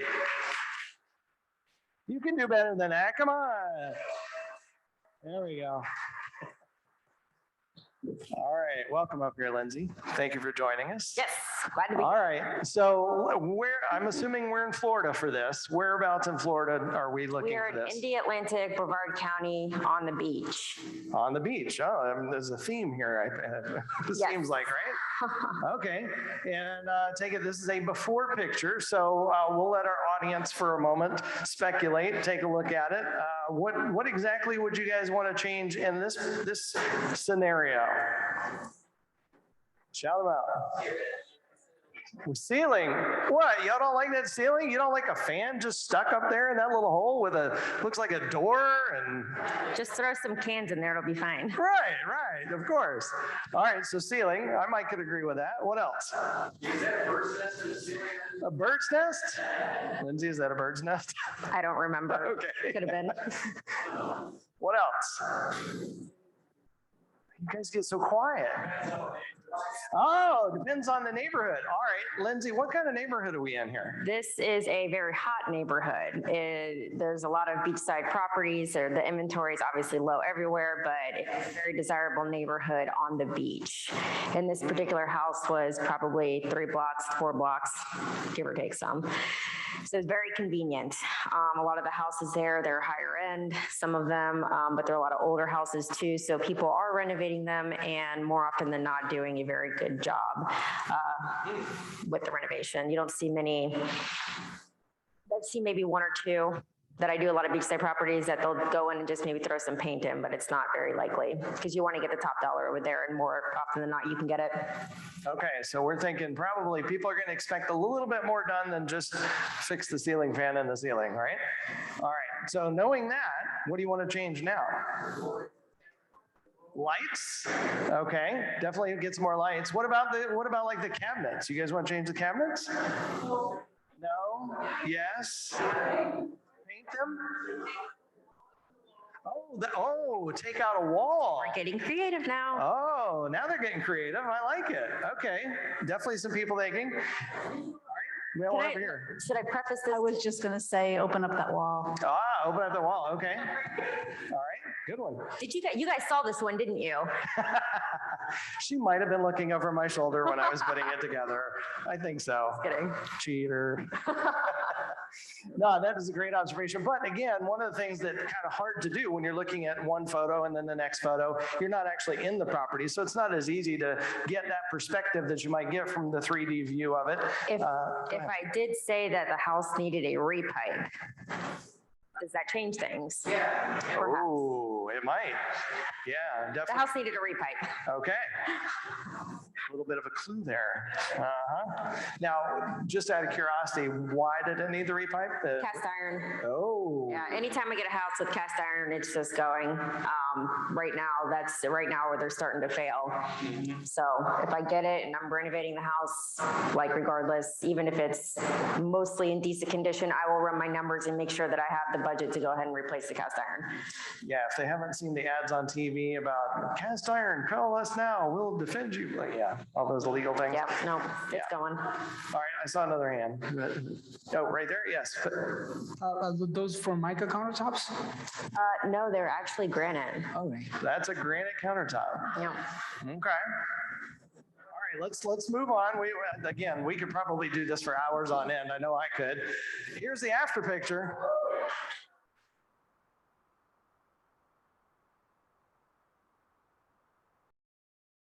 That does not look the same at all. All right, Lindsay, tell us what, I mean, obviously we opened up the wall. Okay, there's the before and after so you can kind of see it. What did you do with the cabinets? Oh, no, I replaced them. I had to rip them out to do the piping anyways. And what you can't see is behind the stove, and there is the master bathroom. So it all had to get out. Okay. Yep. So I did replace the cabinets. I opened up the wall where the little peninsula is. I even cut the wall a little bit where the pantry is, just to open it up, because on the next before and after, you'll see the house just had like several closed off walls. So. Okay. Well, all right, let's go ahead. So obviously new countertops in there as well, and new flooring. And hey, where'd our ceiling fan go? Yes, I definitely took the drop down out, and I actually went directly over the tile with LVP. Oh, nice. All right, so that's LVP we're looking at. Okay, luxury vinyl plank, in case anybody doesn't know the acronym. Yes, sorry. All right, here's our next picture. This is actually the view as soon as you walk into the front door. All right, so we're looking all the way across the house to a sliding glass door. Where would some of the other rooms be, like the kitchen, for example? The kitchen is to the right. Okay, over this way? Through that room there, all the way to the right. Yes, that right there where you just had your pin. Yep. The pointer is the master. That's the master. Oh, so the kitchen's over here. The kitchen's, yes, a little bit further to the right, but yes. Okay, perfect. Got it. What are you going to change? I kind of expected that after showing the first after picture that, oh yeah, we're going to change everything. This looks great. Yeah, like, I go big or go home. Yeah, we want to keep it in tune. All right, we're definitely going to change the flooring. Lindsay, are we going to do LVP right over the top of this again, you think? I don't know. I guess we'll see. We'll see, won't we? All right. And is there anything else that we can't tell from this picture that they might want to know about? Like, again, maybe some walls and whether they're load bearing or should be opened up? Or should we just show them? Yeah, just show them. Just show them. All right. So here's the after picture. So you can see right pointer. Okay, yeah, sure. All right, green button there. Okay. So right here, this is the front door. So that you can see like when you open up, I took out both walls. Well, right here, there was a closet to the right in the after, which I guess we'll get to here in just a second. But essentially I took out the wall that was going here and the wall that was going here. And then there was an additional wall to the right of the door that I took out as well. So I completely opened it up. None of them were load bearing, but the question does come that when you take out the walls, how do you fill up the void where the tile was, or where the 2x4 was to match the tile? So what we ended up doing is just floating the floors. Nice. All right. Thank you. Yeah, appreciate it. What do you think of that picture, huh? Looks gorgeous, doesn't it? All right, let's take a look at another one. Oh, there's the before and after. Lindsay, I think you get credit for this, right? Do what? I think you get credit for this fancy design with the before and after. I did. I like to. I have a creative itch that. I did not do that slide. I'm just telling you. All right, it would never look that good. Yeah, so you can see it from two different angles there. Cool. All right, bathroom. What do you want to change here? And don't say everything. Okay, thank you. Lights. All right, I agree with that. Yeah, toilet. Okay. Is that a mirrored door back here that I see? Yes, it is. Those are the closet doors. Oh, how fancy. We're leaving it. We all need one of those, don't we? All right. What about the fixtures? Those look okay, right? We can keep that. No? Okay, so none of the fixtures, none of the stuff on the walls, none of these fixtures. Got it? Well, remember, she did say we had to do the plumbing, right? So we were pretty much tearing it apart anyway, weren't we? Yes, we were. But I did take down, oh, wait, was I supposed to say that? Yeah, go ahead. The drop down. Ah, the drop down. Okay. So that area right there. And what about that? So one little like tidbit trick here that I do, if I have to do a repipe on the showers, I like to do it's kind of hard to see, but I like to do like the zero entry or the infinity showers because I already have to cut the concrete to repipe it. So it's just a nice little added benefit, very aesthetically, I guess you could say, to just have that infinity or zero entry shower. It's kind of hard to tell in this picture, but. Nice. Very nice. All right. And we've got another one of those fancy pictures that Lindsay did for us. You can see the before and the after. Awesome. All right, let's take a look at another one here. Another bathroom. I think everybody's kind of got an idea in their head right now. Okay, we're going to change this up quite a bit because Lindsay's got. I gave it away on the first slide. Yeah, you kind of did a little bit, but that's all right. It gives everybody a chance to see how drastic the difference can be because that turned into that. But did anybody notice something? I kept the tub. It was a nice jetted tub. It actually worked. And the way that we changed the plumbing was from the opposite bedroom, the bedroom behind it. Interesting. Yeah. So we didn't even detach or move it or anything. Refinish it? Didn't need it. Interesting. It was practically brand new. Wow. Yep. All right. Very nice. How do you guys like those fixtures? Huh? Love that light. That's pretty cool. Okay. Did you redo the windows as well or no? The windows were already done. Okay, windows are already Got done. it. All right. Well, we can kind of tell if we look at the before and after then, right? And there you go. One thing that I really appreciated about Lindsay's pictures is she did a good job of making sure that you had something that was almost identical before and after because I'm terrible at that. We'll go take pictures, then we'll take other pictures, but they're never at the same angle. Yeah, I try to keep it somewhat consistent. It also depends on the back-end photographer too, so I try to make it work. Nice. All right, and the backyard. Oh, it looks so inviting. The beach with a few weeds growing in the back, right? Yeah, so who's going to do some landscaping here? Yeah, a little bit of landscaping. What are you going to do? Just kind of pull up the weeds and say, hey, it's the beach. There's dirt. You're good. No? What are we going to do?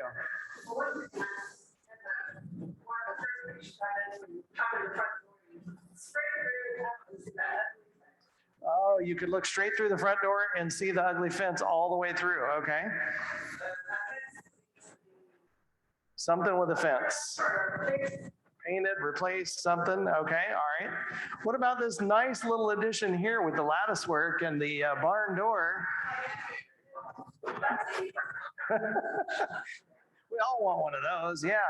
And this is a really nice touch. I don't want my gutter, running off right here. I want to make sure it runs off in the neighbor's yard. That's pretty nice, huh? All right, let's see what. Creative too. Anything else we want to know about this before we see the after picture? All right, here it is. Little more inviting, right? Nice. So Lindsay, tell us some of the story behind this one. And I'm going to assume by the way this thing looks that you were able to sell it and make a little bit of money off of it. What was the story here? Well, the funny part was I actually had a lot of other properties going on, and this one took me a little bit longer than I care to admit to do. But the time was on my side with the way the market was going. And as I saw the market going, I continued to put a little bit more money into it to try and get the top dollar for it. So my original ARV was, I believe, like 550 to 600. I listed it for 729,000. And the funny part was I only had one showing in 48 hours. And the one showing called me back 2 hours after showing it. What do we have to do to write up a contract today? And I'm like, they submitted an offer for like 685, called me 2 hours later and said, what do we have to do to win this like today? Like, because everybody, obviously we know what's going on. I didn't tell them that you're the only showing. And I said, 710,000. They're like, okay. And I'm like, crap, I offered too low. So we ended up going under contract, but that was literally the only showing that I had. I was happy with anything 600 and below, to be honest with you. 600 and below or 600 like and above? 600 and above, right? I'm sorry, yes. So it ended up working out. It's just kind of funny. That's the flop part of this story, I guess you could say, but it ended up working out. I ended up putting in about, I think like 110,000 total because they ended up refinishing, resurfacing the pool, retiling, just, one thing leads to another. And then I was like, I'll just go ahead and do it. But I got the money back out of it. I like your point that one thing leads to another because we're going to get to another one here in a moment where Greg knows one thing definitely leads to another. We'll talk about that in a minute.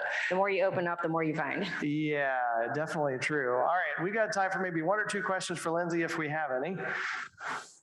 Question back here. What was the size of the home?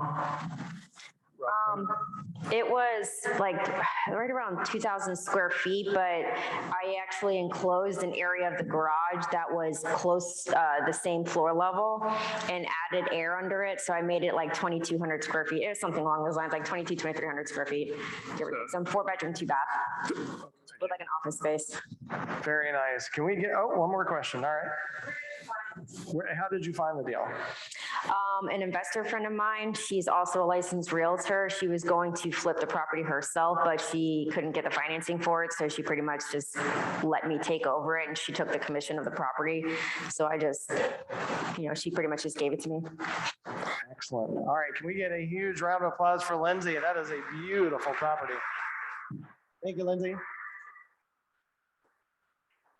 All right, so those two were definitely what I would call flips. How much did she pay for that? Lindsay, how much did you end up paying for that property when you acquired it? How much? $395. And then closed way up there, north of that. Yeah. Yeah, I was gonna say, there was 100 plus in rehab and holding costs and other things, but definitely made a little bit of money. Yeah, the IRS will find you, don't worry. All right, Mr. Greg Bond, let's get a great round of applause for Greg Bond, who probably should synonymously be known as Mr. Flip or Flop, since he has so many of each. Every time, just so you guys know, if you ever have to do a presentation and you need to find somebody that's done a deal, you can call Greg because he's got something in his hip pocket every time, and there's always a fantastic story to go along with it. And I definitely don't want to spoil this one. So let's take a look at a first picture. Oh, that's the before and after from Lindsay. Sorry, I forgot we had that in there. All right, now let's take a look here. Oh, is that Lindsay still? That's sorry. Lindsay. Yep, my bad. I forgot we had the garage. Yeah, mine is definitely nothing like Lindsay's. Yeah. I was going to say, that does not look the same as what Greg showed me earlier for sure. This does. Okay. This There does. we go. Now we're talking, right? Quaint little home in the woods, right? All right. The whole premise around this one was buy it cash, fix it up cash, refinance, take everything back out, and have a rental property, hopefully with none of my own money in the deal. Right? So that's what we're looking for, is the type of property that you can create some equity. And this particular property, when we first found it, said, that fits the model that we're looking for, because it was a 2-1 in the front house. Mm-hmm. Then there was a nice little back house. The back house was totally remodeled. So it was great. A little 1-1 efficiency in the back. Mm-hmm. So I got 2 rentable units. There's 2 driveways. Nice. So I figured, what a great deal. Let's go. All right. And now on your initial assessment of this property, obviously we're going to see some pictures in a moment, but your initial assessment of this property was there would be a lot that had to be done, or? Well, we knew roof, we knew AC, we knew flooring, paint, just your normal stuff. So it wasn't anything totally out of the ordinary. Okay. And so all right, well, let's kind of start. We budgeted, well, somebody else, I didn't actually go see it. So that's number one. I had somebody else on our team go look at it, and they showed me pictures, and estimated about $25,000 in repairs. Okay, so I want everybody kind of cataloging that for the moment. We know that there's 2 buildings on the property. We can definitely get some nice rental income out of this. Not a whole lot that had to be done to it, maybe about 25,000. About a third of an acre. Oh, so some nice. Some 2 space. separate driveways. 2 separate driveways. Okay, so this is the first house, and now I believe what we're seeing over here, that's the second one. Is that correct? That's the second house. All right. And oh, look, fixed bonus. Up nice. You got a shed too. Little shed. Okay. Can you rent that one out? Fenced yard? No, maybe. Don't say no, These because days, people maybe. have done that. All right. Not legally anyway, right? Okay, so what are we looking at here? I believe this is a picture of the inside of the first house, right? Yes, this is the inside. This is the living room of the first house. So we gutted everything, right? We had a kitchen. We put a new kitchen in another house, so we had some decent kitchen cabinets left, and we could make it work here. So we had no cost for the kitchen cabinets, and we were going to have to buy some countertops, and we actually had some appliance from the previous house that would work as as well. So we're trying to save costs. All right. And everything's working out great. Okay, so we're now it looks like we got windows covered up, maybe doing some And painting and whatnot in You here? see up in the corner, the little mini splits, Yep. right? So we put in 2 mini splits. Now, a mini split there instead of, what, window units instead of a central heat and air? What Instead of was the the central heat thinking? and air, it was a smaller, it's 1,200 square feet. So we put 2 Okay. mini splits to basically cover the full property. All right. And what's happening with the flooring? Now, is this the original flooring? Or have you done No, we something put with new flooring down. Okay. Aiden, shout out to Aiden, did a great Okay. job with the flooring. Yep, that's another one of our business members. Yep. Let's see, it's A Soto, right? So once we got into it, then we started looking a little bit on the outside. Okay. And on the outside, we found out that there was, oh my gosh, some foundation problems that were missed. I don't know if we have a picture of that, but I know No, we don't that's have more the of the foundation inside here. problems. So it's something missed in the foundation. Now, was it a serious foundation issue? Yeah, it was a $10,000 foundation problem. So Okay. All right.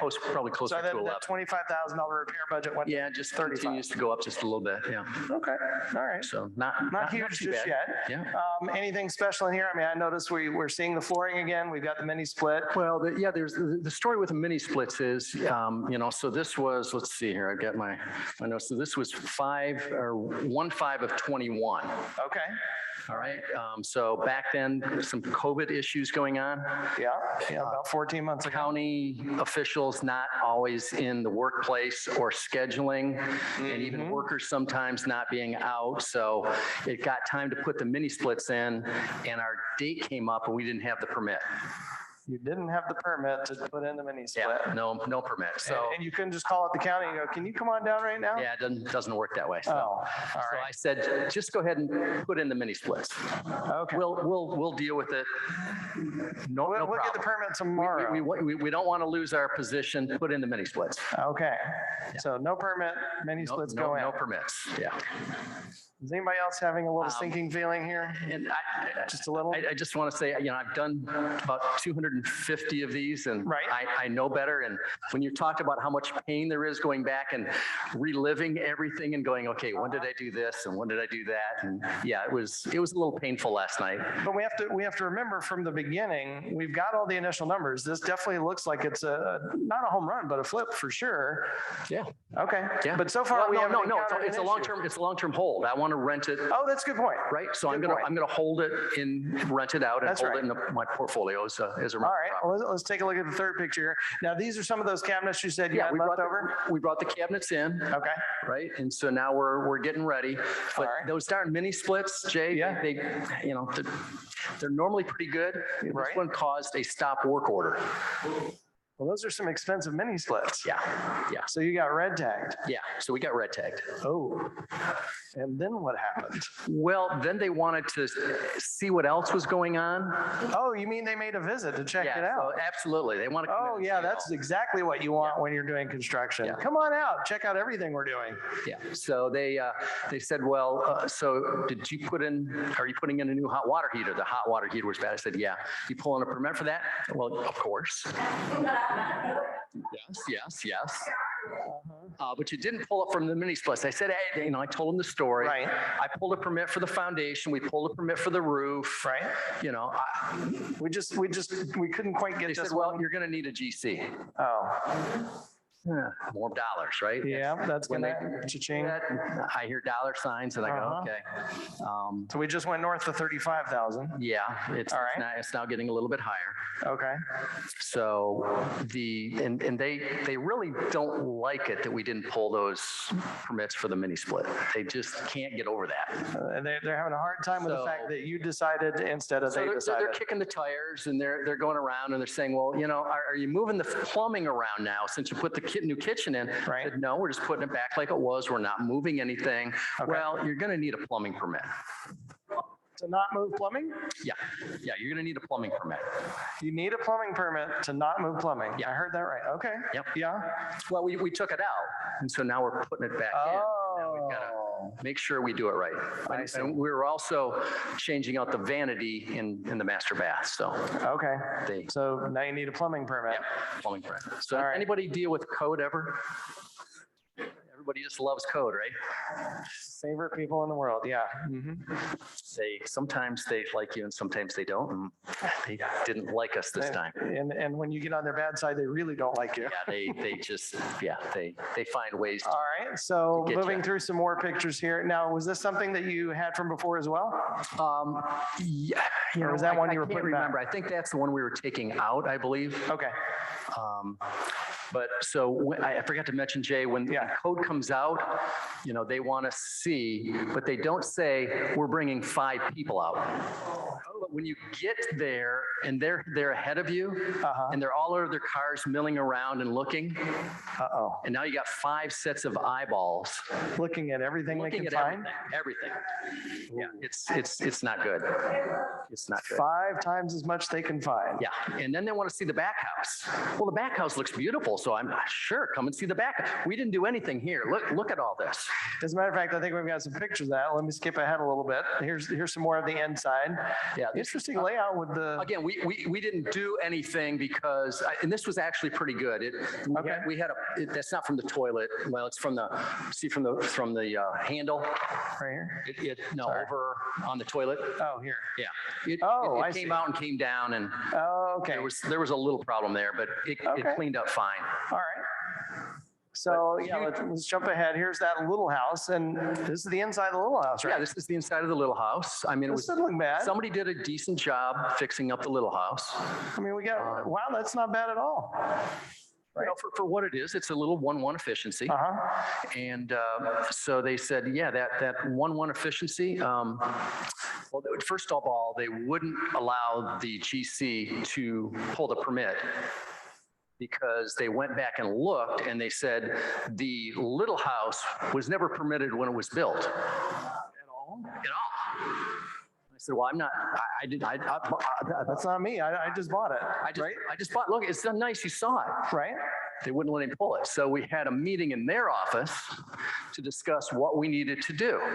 So this is now, let's see, so we bought it on 9/15 of 20. Okay. It's now 8/20 of 21. So we're almost coming up a year on later. Okay. And so we met with code at their office to discuss how to resolve the issues. And what did we learn? Well, they said there's an issue with that little house, and until that's resolved, we can't allow permits for anything. What's the issue? I mean, well, the issue is they want complete drawings on the little house to make sure everything was done, that it's not going to fall down. Now, it's been there since 1970. It's block, but they won't. There's no given. I said, now your records don't even go back that far. Right. So how do you know it wasn't permitted? If there's no records, it could have just as well been permitted as unpermitted. But they want drawings. But they say it was not permitted. Okay. So then they say, and by the way, now this is August, right? Right. In July, there was a new statute that passed in unincorporated Volusia County. Okay. Which says that you cannot have an auxiliary dwelling unit on a property unless you homestead that property. So they said, are you planning on moving into the property? Uh-oh. I said, no, I'm not planning on moving in this property. They said, then you can't have an auxiliary dwelling unit. I said, am I not grandfathered in? They said, you were never permitted. Pretty sad. Good logic, right? That's very good logic. Absolutely. Sure. So now we're just scratching our heads saying, what do we need to do? Well, we need to get plans. We need to get permitted. We can turn it into storage. We don't have to tear it down. Storage. We have to take out the stove. We have to take out the kitchen. We have to take out, if we want to keep the bathroom, we can keep that, but it's not up to code, and it would have to be up to code. So we would have to move the shower wall over because there's not enough room in for the toilet. And so I'm just hearing, we can kind of see some of that. Dollars just rolling, right? I'm guessing we're even further north of 35 now. Oh yeah, we're way north of. So we have an unpermitted that should have been permitted, unallowed property. So what are we doing with this thing? We can't permit it because it can't be there. Yeah, that was the quandary, right? And so we said, okay, do we get the engineering drawings to show them, take everything out, leave the bedroom, we could leave the refrigerator and the microwave, but we couldn't have the stove, and we could keep the air conditioner in, but it had to be for a heatable unit as well, because it had to have heat if it was going to be an office or somebody was going to be in it. Wow. Again, all sorts of stuff. And it was like, are they making this up? I didn't go check the code. I just, you know what, it gets to the point where you go, this is a no-win situation. Right. Right. And so then it comes down and they say, the GC he's beside himself too, because he can't get permits pulled. Right. And then code says, well, we're going to have to start fining you, of course, because if you can't get the permits and get this stuff taken care of, then it's a code violation and it has to be dealt with. So what, like $100 a day, $150 a day? Well, they found three infractions. They found the AC that was put in that hadn't been permitted. Right. It's still working and. Yeah, but wasn't permitted. They found that the auxiliary dwelling unit in the back wasn't permitted, so that was another one. Right. And then they said the fence that I don't know. I mean, the fence that was there when you bought it. The fence was there when they bought it, but they said there was never a fence permit pulled. So when we had to get a survey to get the fence, so we got the survey and we submitted it, but they wouldn't allow us to pull a permit.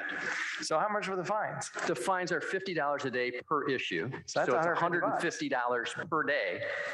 Now let me see. That started in 11/17 of 21. Again, we're so about $450 a day, about $4,500 a month, right? Right. Yeah, so that's starting to add up. So take us to the ultimate conclusion of this wonderful property that looks so nice and should have been a really good deal. Yeah. Where did we end up? GC got pretty frustrated and just said, I can't help you, Greg. I'm done. He bailed? Yeah, he bailed. What fun. Yeah. Code enforcement will be there for you, but your GC may not. So February 1st, he kind of bailed and we said, okay, is this really worth it? We've got so many other projects going. We've got, we do self-storage, we do assisted living, we've got $1 million projects going. This project has taken twice as long as any other project that I'm dealing with right now. And it's just it's giving me fits, right? I think about it and I start to shake.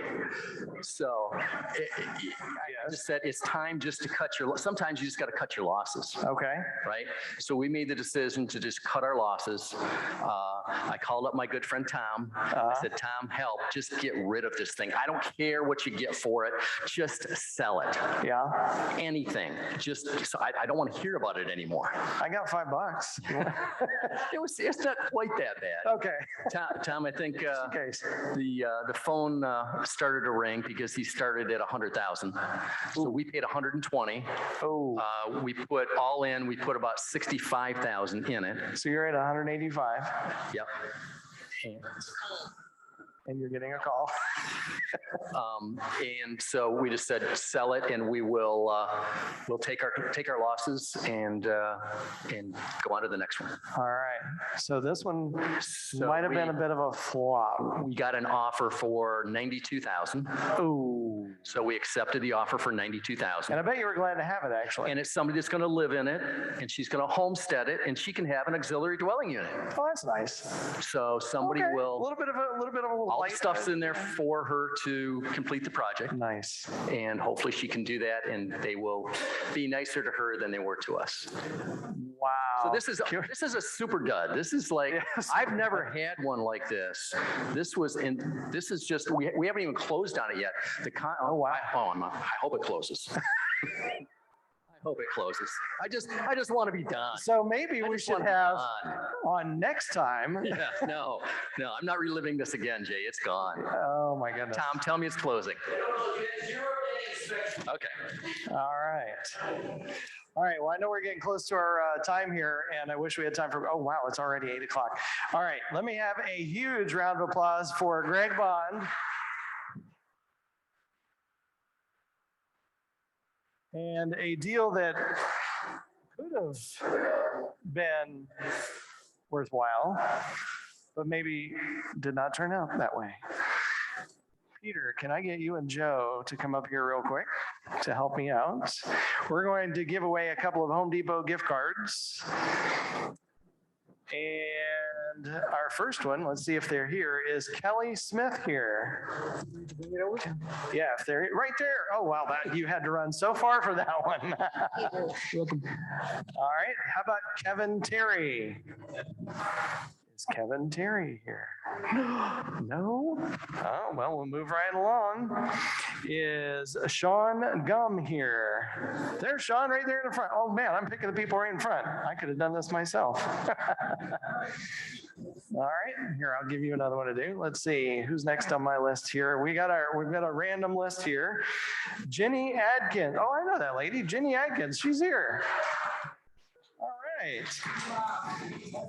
And how about Steve Spivey? Is Steve here? Oh, all the way over there. Outstanding. Another round of applause for everybody. Awesome. All right, before we get ready to break for today, two things I need to know. When is our June meeting? June 7th. Good, good. And where's the meeting after the meeting? Graffiti Junction. All right, you guys have a safe month. Happy investing. Thanks for being out here tonight. Take care.